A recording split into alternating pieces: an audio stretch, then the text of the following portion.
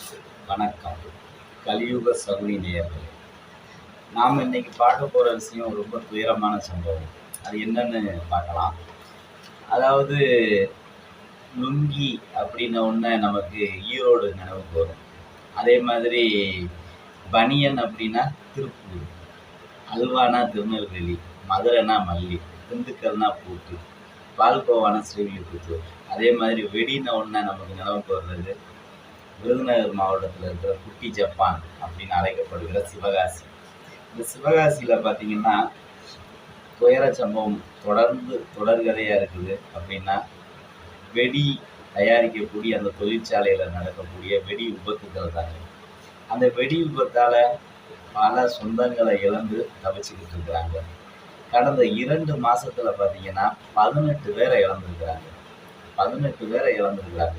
ஆனால் இது பெரிய அளவில் பேசும் பொருள் ஆகவே இல்லை. காரணம் என்னன்னா, இது ஒரு விபத்து அப்படிங்கிற மாதிரி சாதாரணமாக கடந்து போயிருக்கோம். அப்படி போகக்கூடாது. அது மாதிரி உயிர் இழப்புகளை குறைக்கிறதுக்கு, தடுக்கிறதுக்கான முயற்சி அரசு எடுக்கணும். அரசு கையில தான் அனைத்து அதிகாரமும் அடங்கியிருக்கு. அவங்களால நிச்சயமா முடியும்.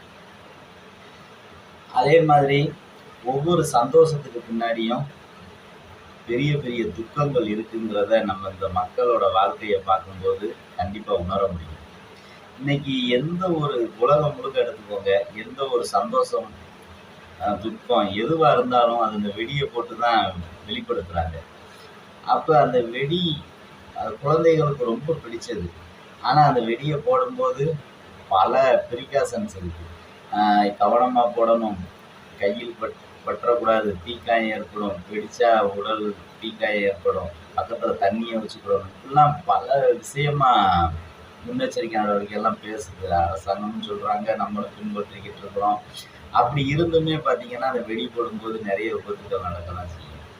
ஆனால் அப்போ அந்த போடும்போதே விபத்துக்கள்னா அதை தயாரிக்கிற தொழிற்சாலையில் விபத்து நடந்துச்சுன்னா அது எப்படி இருக்கும்னு யோசிச்சு பாருங்க. சாதாரண ஒரு வெடி போடையில் அது தீக்காயம். ஆனால் ஒரு தொழிற்சாலையில் நடந்துச்சுன்னா அந்த வெடிகுண்டு வெடித்ததுக்கு சமம். அப்படி வெடிகுண்டு வெடித்தா எப்படி இருக்கும் பார்த்துருக்கீங்களா? நம்ம டிவியில் பார்த்துருக்குறோம். அதாவது ஒரு அணுகுண்டு வெடிக்குதுன்னு வச்சுக்கோங்க, கீழே இருந்து அப்படியே ஊசியாக போகும் வேகமாக, புகை மண்டலம் தெரியும், மேலே போய் பலூன் மாதிரி விரிஞ்சிடும். அப்படியே விரிஞ்சு ஒரு வெண் புகை, இந்த கெமிக்கலில் வர்ற அந்த வெண் புகை, அப்போ அது கீழே எவ்வளவு பெரிய அளவில் ஒரு தாக்கத்தை ஏற்படுத்தியிருக்கும்.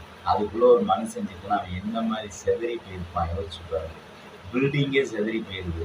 ஆனால் அந்த நடந்த இடத்துல நம்ம போய் பார்த்தோம், பில்டிங்கே சுக்காக நொறுங்கிடுச்சு. அப்போ அதில் மனுஷனோட உடல் என்ன மாதிரி போயிருக்கும் அப்படிங்கிறத ரொம்ப ஆழமாக யோசிக்கணும்.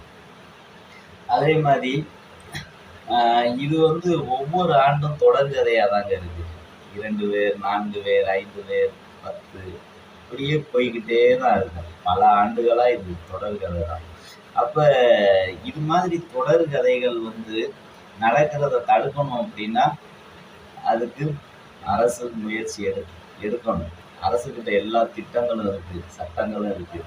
அதை முறையாக அதிகாரிகள் அந்த இடத்துல போய் செயல்படுத்தினாங்கன்னா இது குறையிறதுக்கான வாய்ப்பு அதிகமாகவே இருக்குது. அப்புறம் பார்த்தீங்கன்னா இது இந்த இதனால் என்ன விளைவுகள் நடக்குது அப்படின்னு பார்த்தீங்கன்னா, குழந்தையை இழந்த தாய், கணவனை இழந்த மனைவி, மனைவியை இழந்த கணவன், அப்புறம் பார்த்தீங்கன்னா சகோதரனை இழந்த சகோதரிகள், 7 மாத குழந்தைய இறந்துட்டாங்க. குழந்தைய விட்டுட்டு ஒரு தாய் அந்த விபத்தில் இறந்துருக்குறாங்க. இது மாதிரி பல கண்ணீர் வடிக்கும் சம்பவங்கள் அங்கே நடந்துக்கிட்டு தான் இருக்குது. அதுவும் இந்த பணிக்கு முக்கியமாக போகிறவங்க, இந்த தொழிலாளர்கள் பார்த்தீங்கன்னா அடிப்படை கல்வி அறிவு இல்லாதவங்க தான் முக்கால்வாசி இதில் வேலை பார்க்குறாங்க. அவங்களுக்கு வேலை, அதுக்கான ஊதியம் கிடைச்சா போதுங்கிற சூழ்நிலையில தான் அவங்கெல்லாம் வாழ்ந்துக்கிட்டு இருக்கிறாங்க. ஏன்னா அந்த வேலையை செய்யும்போது பார்த்தீங்கன்னா அது ஒரு கெமிக்கல் பவுடர். அப்போ அது செய்கிறவங்களை நான் பார்த்துருக்குறேன், ரொம்ப மெலிஞ்ச தேகமாக தான் இருப்பாங்க. அந்த கெமிக்கல் பவுடர் 3 வகையில் உடலை பாதிக்கும். ஒன்று சுவாசிக்கிறது மூலமாக பாதிக்க வாய்ப்பு அதிகம் இருக்குது. அதே மாதிரி ஸ்கின்னில் பட்டால் தோல் வழியாக உள்ளே போக வாய்ப்பு இருக்குது. இன்னும் ஒன்று வந்து நம்ம அதை பயன்படுத்தி வேலை செய்யும்போது இந்த கை இடுக்கு நகங்கள்ல இருந்து உணவு வழியா உள்ள போறதுக்கு வாய்ப்பு இருக்குது. இப்படியெல்லாம் போகுது. போய் அவங்கெல்லாம் பார்த்தீங்கன்னா மெலிஞ்ச தேகமாக தான் இருப்பாங்க. அதில் வருஷக்கணக்காக வேலை பார்க்குறவங்க. அந்த அளவுக்கு அது ஆபத்துள்ள வேலை தான். ஆனால் வெடிச்சு செதறிச்சுன்னா ரொம்ப பேராபத்தை ஏற்படுத்தக்கூடிய வேலையா இருக்குது. அதே மாதிரி இந்த தொழிலாளர்களோட பயத்தை போக்கணும், அவங்களோட வாழ்வுல ஒளி ஏற்றணும் அப்படிங்கிறதுக்கு பார்த்தீங்கன்னா அரசுகிட்ட அதிகாரிகள் வந்து அந்த தொழிற்சாலைகளை தொடர்ந்து ஆய்வு பண்ணணும். அவங்க வந்து முறையா சட்டத்துக்கு உட்பட்டு எல்லாம் நிர்மாணிச்சிருக்கிறாங்களா, அதுக்கான பாதுகாப்பு ஏற்பாடுகள்லாம் பண்ணியிருக்கிறாங்களா, அந்த பணியாளர்களுக்கு முறையான பாதுகாப்பு சாதனங்கள்லாம் கொடுக்குறாங்களா, அதை பற்றின விழிப்புணர்வு இருக்குதா, அந்த மருந்தை வந்து எந்த மாதிரி சூழ்நிலையில எடுக்கணும், அதை பயன்படுத்தணும் அப்படிங்கிறதெல்லாம் முறையாக அவங்களுக்கு வந்து கல்வி மூலம் அதை உள்ள அவங்க மனசுல கொண்டு போய் சேர்க்கணும். அப்படி சேர்த்தா கண்டிப்பா இந்த விபத்துகள் வந்து குறைய அதிக வாய்ப்பு இருக்குது. ஏன்னா அதை பத்தி அறியாம கூட விபத்துகள் நடக்கலாம், தெரியாம நடக்கலாம்.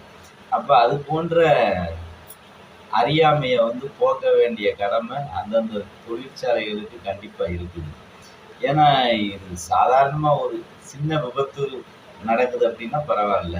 ஆனா உயிரே போகுது அப்படின்னா அதை பத்தி ரொம்ப முன்னெச்சரிக்கை நடவடிக்கை எடுக்க வேண்டிய அவசியம் கண்டிப்பா இருக்குது எல்லாருக்குமே.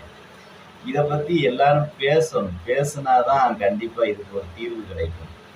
இதுக்கு முன்பு பார்த்தீங்கன்னா தொடர்ந்து நம்ம அந்த ஊரை சேர்ந்த அரசியல் தலைவர் திரு வைகோ அவர்கள் வந்து தொடர்ந்து இதை பற்றி கேள்விகள் எழுப்பிக்கிட்டே இருப்பார்.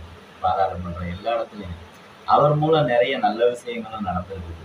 ஆனால் இப்போ இதை பற்றி குரல் கொடுக்கறதுக்கு கண்டிப்பாக தேவை. அரசியல்வாதிகள் எல்லாம் குரல் கொடுக்கணும். அந்த மக்களுக்கு ஒரு நல்ல ஒரு வாழ்க்கையை அமைச்சு கொடுக்கணும். அந்த தொழிலில் இருக்க ஆபத்தை குறைக்கணும். ஏன்னா அங்கே வந்து வேற தொழில் வந்து பெரிய அளவில் வாய்ப்பு கம்மின்னு சொல்லலாம். இதுதான் வாய்ப்பு அதிகமாக இருக்குது. அப்போ இது உலக அளவில் இந்த இது ஏற்றுமதி ஆகுது. நம்ம நல்ல முன்னிலையில் தான் இருக்கும்.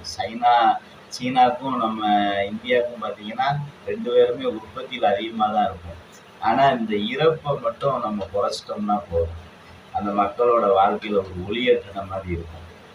அதே மாதிரி மக்கள் வந்து ஒவ்வொரு சந்தோஷத்துக்கு பின்னாடியும் ஒரு துக்கம் இருக்குங்கிறது இந்த பணியாளர்களை பார்க்கும்போது நம்ம தெரிஞ்சுக்கிற முடியும். அது இவங்களை பார்த்தா கண்டிப்பாக உணரவும் முடியும்.